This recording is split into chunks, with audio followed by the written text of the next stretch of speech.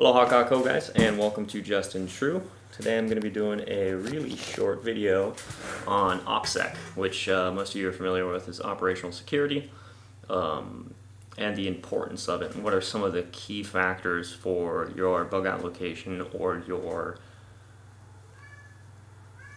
shelter-in-place location for your operational security.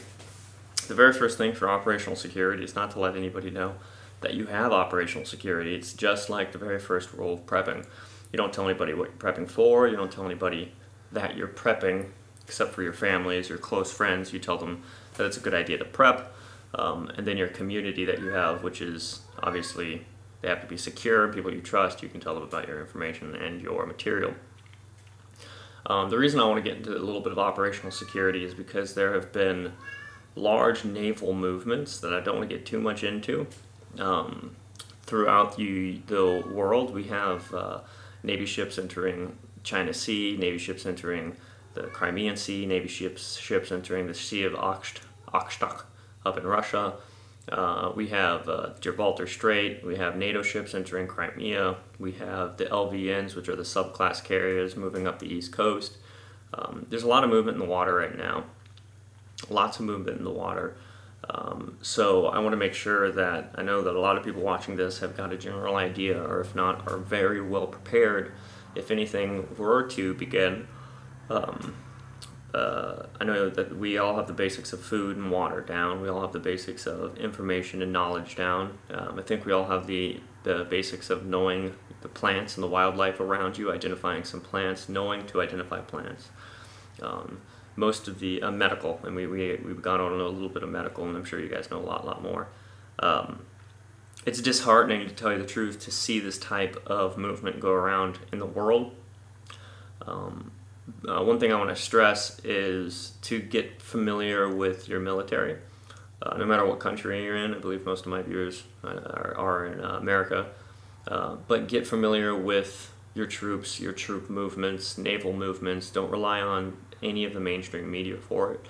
Go to third-party military intelligence communities, or go to even foreign countries' news agencies for their specific movements. One of my favorites is Stratford. Stratford tells you great Navy intelligence situation reports, Air Force releases intelligence quite often to let you know what's going on. This is all information that most Americans should be privy to. If things are secret or if they're classified, then obviously you need a classification to get that clearance, but you and I have a lot of information that we can get without any kind of classification clearance. So get to know your movements of your military, but also get to know what the regions are called and what groups are called. Certain regions are named certain things. For instance, you have A1, C3s, usually it's dedicated to stuff like that, D5s. You have a lot of different regions and groups that are named certain things, so get familiar with your names. When you want to go outside, or if you want to go for a run, or if you want to plan a barbecue or go to the beach, you always check the weather. Some people check the weather daily to see, how's my day going to go, or my commute to work, to and from work. Well, every morning I wake up and I check military reports and as much situation reports as I can, because it lets me know what's going on in my world and what can be pending or looming around the corner. Because a lot of the time when you get this information from the military and then you kind of put it together with economical news or other news that you get through alternative channels, you'll start to see things that look very similar to things that have happened in the past with the naval movement, Air Force movement, ground troop movement, and then the stocks going up and down like crazy. And also legislations being passed worldwide to strip people's rights away. So at this point, I think that there is definitely action looming around the corner. I'm not saying it's necessarily going to be all-out war, but you do see things that point to combat happening in the future. So I really want to go over operational security for us and what we can do if anything were to hit the fan to protect ourselves in our homes, in our bug out locations, and in our shelter-in-place location. Obviously, I've said this 1,000 times, and I don't mind saying it 1,000 more times, but shelter in place is always option number one. If you have to leave, that's a bug out. Okay, the reason you're bugging out is because your shelter in place location has been, for some reason, you gotta leave. It's been compromised. So a lot of the things you can do, obviously, the very first thing that people think about for operational security is weapons, firearms, stuff like that. But the very first thing is information security, intelligence security, is not letting people know what you have, where you have it, why you have it. And it goes against Christian values, but in the long run, it'll help you and it'll help your loved ones a lot more. Because when people around you don't know what you have, they're less likely to attack you. But also, when your gear and your prepping material is secure, you'll be able to help more people down the road, instead of people just coming and taking your stuff or attempting to, and you having to defend yourself. There is a lot of contention between, I've actually just gotten to a little bit of a debate with a person saying that Christians aren't allowed to defend themselves, that Christians have to turn their cheek for another cheek and whatnot. But there's a really, really interesting scripture, I believe it's in Luke, and it was John actually, because it was at the Last Supper, and they're talking about, Jesus says, in the past I've told you not to bring your robes, don't bring a staff, bring nothing with you, give everything away. But what I tell you now, when I leave, this time has changed, to sell your robes, and if you can, buy a sword.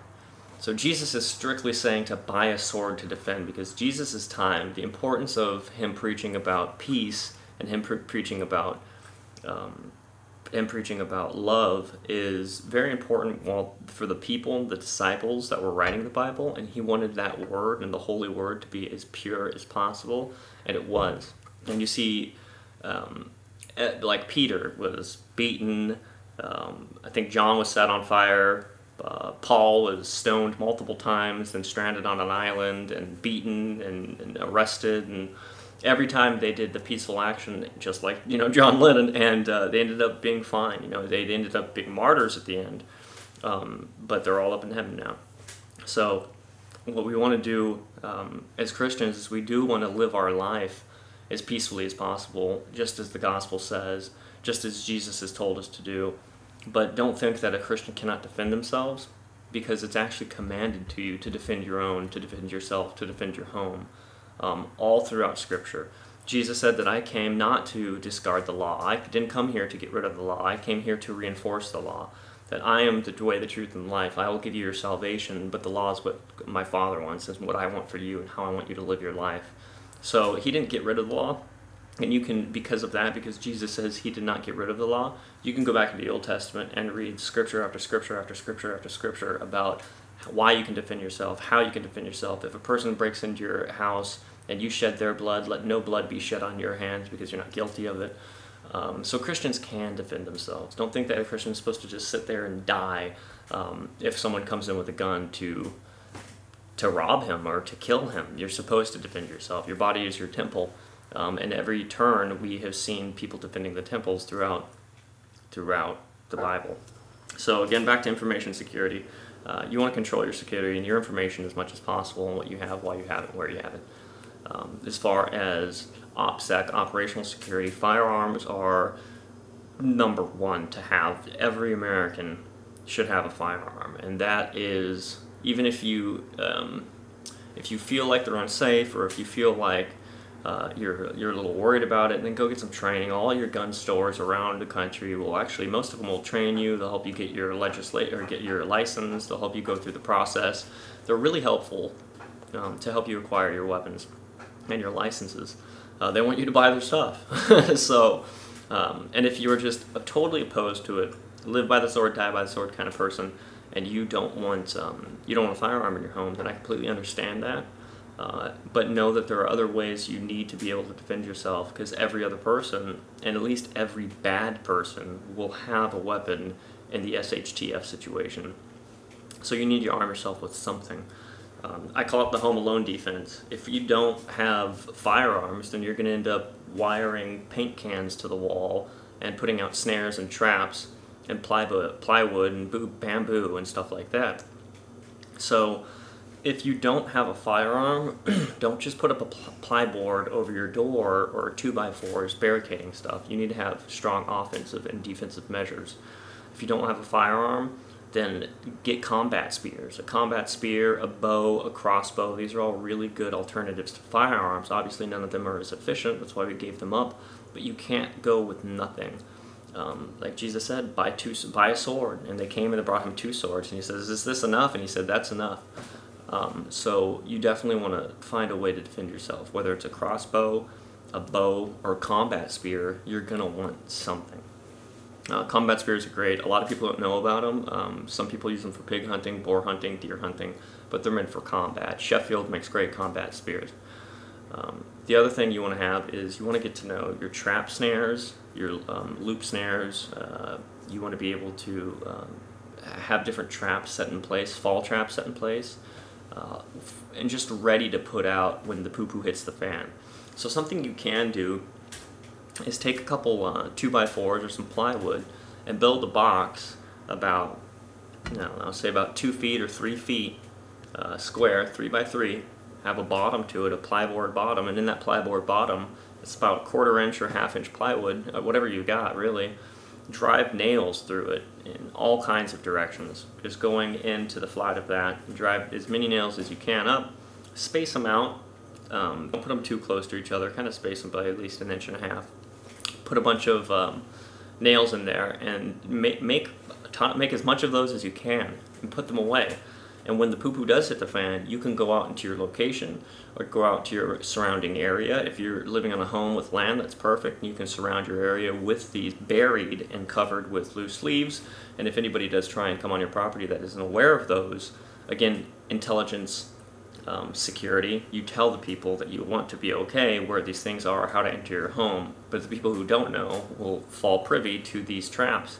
A lot of United States soldiers in Vietnam and in World War II, for that matter, in the Pacific, had to deal with traps like these, but instead of steel, they were bamboo, and most of the time it was covered in feces to give you disease. So that's another great way to defend yourself. I like to, come on, Jupiter, what are you doing? No. Plyboard itself, if you just take ply and you draw like a 1/4 inch ply and you put 3/4 inch screws or nails through it, that's also good defense. You can just lay that out. Plainly lay that out. There's more advanced ways to defend your home. You can get PVC, a long PVC pipe, your local plumbing store, Home Depot, Lowe's. Cap that, glue that cap onto one side, and fill that sucker with paper or sawdust very loosely. And then again, you can fill it with some gasoline, and then cap it.